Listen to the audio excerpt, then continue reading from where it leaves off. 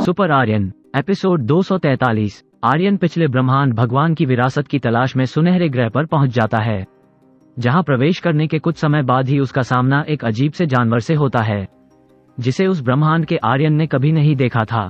उस जानवर की शक्ति आर्यन से थोड़ी ज्यादा ही थी, फिर भी आर्यन उससे लड़ने के लिए तैयार हो जाता है और अपने तलवार सूर्यांश को निकाल लेता है। जैसे ही आर्यन सूर्यांश को निकालता है, ठीक उसी समय वो अजीब जानवर अपना मुंह खोला देता है, जिससे भयानक ऊर्जा निकलकर आर्यन की तरफ आने लगता है, जिसे देखकर आर्यन सूर्यांश से हमला कर देता है। आर्यन के हमला करते ही एक ऊर्जा किरण सूर्यांश से निकली और जानवर के हमले से टकरा गया। जैसे ही दोनों हमला टकराया, एक धमाका हुआ और ऊर्जा की लहर चारों तरफ फैल गई। जैसे ही आर्यन ऊर्जा की लहर से टकराया, वो कुछ कदम पीछे हट गया, लेकिन अजीब जानवर को कुछ नहीं हुआ। आर्यन ने पीछे हटते हुए खुद को संभाला हुआ जानवर को देखा तो दिखा कि वो अजीब जानवर तेज गति से उसके तरफ आ रहा था। उस जानवर को अपनी तरफ तेजी में आते देखकर आर्यन कुछ पल के घबरा गया, लेकिन तुरंत खुद को संभाला और सूर्यांश को लेकर जानवर की दिशा में दौड़ लगा दी। जैसे ही जानवर आर्यन के नजदीक पहुंचा, उसने आर्यन पर हमला करने के लिए छलांग लगा दिया। तभी आर्यन घटने के बल बैठ गया, अपने तलवार में बिजली शक्ति को समाहित करके तलवार को ऊपर की तरफ करके पूरी तरह से जमीन के चिपक गया। जैसे ही अजीब जानवर आर्यन के ऊपर से गुजरा, आर्यन के तलवार और बिजली शक्ति ने उस अजीब जानवर के पेट को चीर दिया। जैसे ही वो जानवर दूसरी तरफ जमीन पर उतरा, वो वैसे ही जमीन पर गिर गया। उस जानवर के शरीर से हरे रंग का खून निकल रहा था। आर्यन बड़े ध्यान से उस जानवर को देख रहा था। जब उसे पूरी तरह से विश्वास हो गया जानवर मर चुका है, तो आर्यन उस जानवर के पास जाने लगा। तभी उस जानवर का शरीर तेज प्रकाश से चमकने लगा और एक ऊर्जा किरण जानवर के दिमाग में चला गया। जानवर के शरीर से ऊर्जा किरण निकलकर अपने दिमाग में जाते देखकर आर्यन चौंक गया और बोला, ये क्या था? जांच करता हूँ। कुछ समय तक जांच करने के बाद आर्यन खुश होते हुए बोला, तीसरे स्तर की अमोघ शक्ति मंत्र है। इसका नाम महत सिंह मृग शक्ति। इसका प्रयोग करने पर एक ऐसा ही जानवर प्रकट होगा, बिल्कुल वैसा ही जानवर प्रकट होगा जैसे जानवर से अभी में लड़ा हुआ। असल में त्रिशक्ति लोक के देवताओं पर अमोघ शक्ति का ही प्रभाव होता था। जो भी देवता परम देयत स्तर को पार कर लेता है, उसके सभी मंत्रों पहले स्तर के अमोघ शक्ति बन जाते हैं। अगर वही देवता ब्रह्मांड का भगवान बन चुका है, तो उसके मंत्र शक्ति पहले स्तर और दूसरे स्तर की अमोघ शक्ति बन जाती है। इसी कारण आर्यन की शक्ति पहले और दूसरे स्तर की अमोघ शक्ति बन चुकी थी। उस मंत्र शक्ति की सारी जानकारी मिलने के बाद आर्यन फिर से उस जानवर की तरफ देखा। उसके बाद जांच किया तो उस जानवर के शरीर में आर्यन को तिलिस्मी पत्थर के जगह एक मोती दिखाई दिया, जिसका आकार एक बच्चे के मुट्ठी के बराबर थी।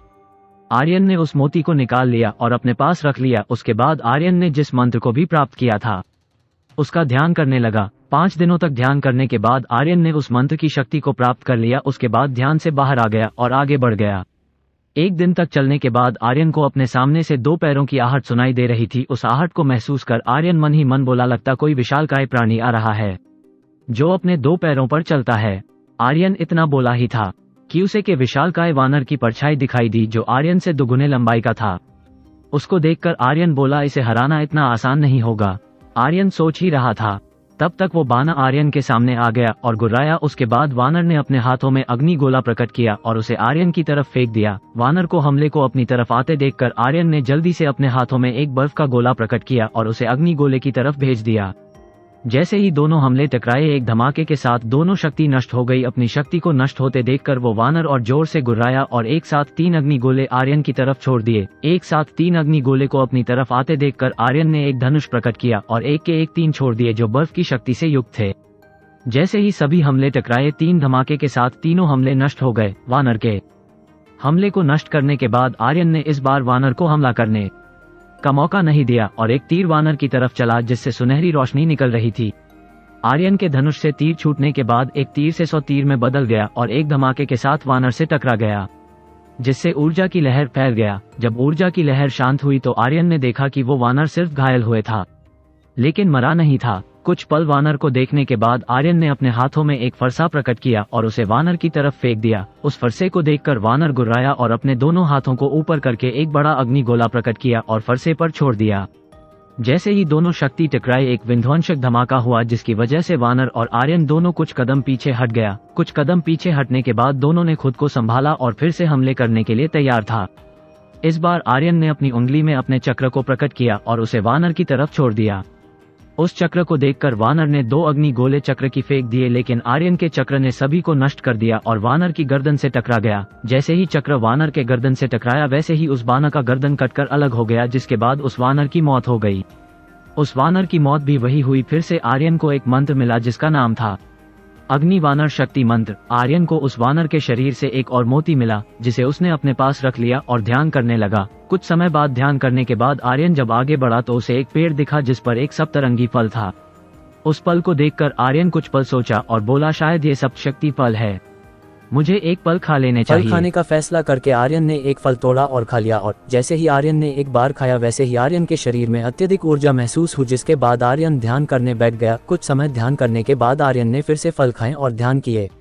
इसी तरह आर्यन ध्यान करते हुए फल खाएं। जब पूरा फल खत्म हो गया और आर्यन ध्यान से बाहर आया तो उसे पता चला कि वो अब अष्टशक्ति स्तर के चौथे चरण का देवता बन चुका है, जिससे आर्यन खुश हो गया और आगे बढ़ गया।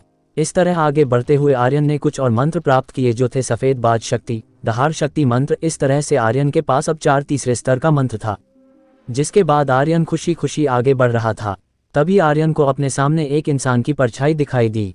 वो परछाई आर्यन को देखकर मुस्कुरा रही थी। उस परछाई का शरीर धुंधला था, जिसे देखकर आर्यन बोला, ये किसी की आत्मा है क्या? ये पिछले ब्रह्मांड भगवान महारुद्र है। आर्यन उस आत्मा के परिचय के बारे में सोच ही रहा था। तभी वो परछाई बोली, तुम जो सोच रहे हो वही हूँ मैं, ब्रह्मांड का भगवान महारुद्र।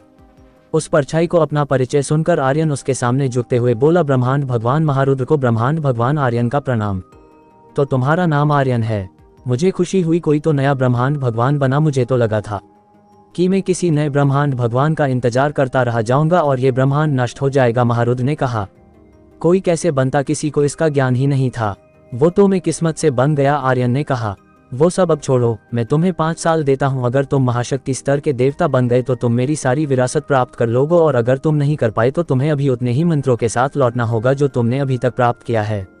महारुद्र ने कहा, सिर्फ 5 साल, क्या मैं कहीं और जा सकता हूँ? आर्यन ने बोला, नहीं, तुम्हें यही रहकर महाशक्ति स्तर तक पहुँचना है, लेकिन इससे मैं तुम्हारी मदद कर सकता हूँ। इतना बोलकर महारुद्र ने अपनी एक उंगली आर्यन की तरफ की, जिससे एक रोशनी निकली और आर्यन के दिमाग में चली गई।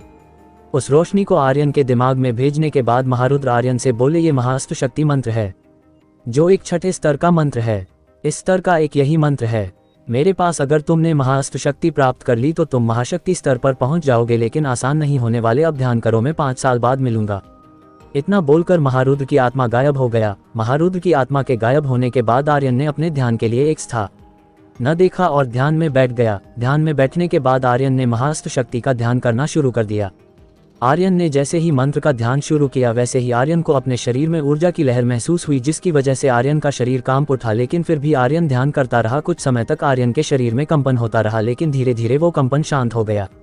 आर्यन को इसी तरह ध्यान करते हुए 4 साल बीत गए, लेकिन अभी तक आर्यन महाशक्ति स्तर पर नहीं पहुंचा था। आर्यन अभी अष्टशक्ति स्तर के 9वें चरण पर था।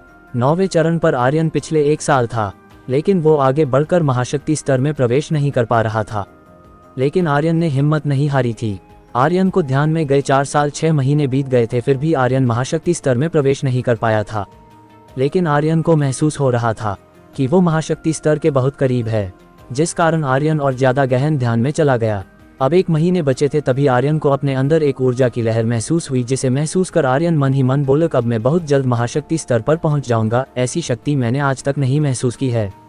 अब 5 साल पूरे होने में 2 दिन बाकी थी। आर्यन ध्यान में ही था। उसके शरीर से निकलने वाली ऊर्जा बता रही थी आर्यन महाशक्ति स्तर पर कभी भी पहुंच सकता है। आर्यन ध्यान में बैठा था, इस बात से अनजान कि महारुद्र पिछले 10 दिनों से उसे देख रहे हैं। महारुद्र आर्यन को देखते हुए बोले, इस लड़के में प्रतिभा तो है। जिस मंत्र शक्ति को धारण करने में मुझे 5 साल 6 महीने लग गए, उसे ये सिर्फ 5 साल में धारण करने वाला है और महाशक्ति स्तर पर पहुंचने वाला है। महारुद्र ने इतना कहा ही था कि आर्यन के शरीर में ऊर्जा का एक विस्फोट हुआ और ऊर्जा की लहर आर्यन के शरीर से बाहर निकलकर चारों तरफ फैलने लगा, जिसे महसूस कर आर्यन अपनी सारी ऊर्जा को अपने शरीर में वापस भेजने लगा। क्या आर्यन महारुद्र की विरासत को प्राप्त कर पाएगा? सुनिए अगले एपिसोड में।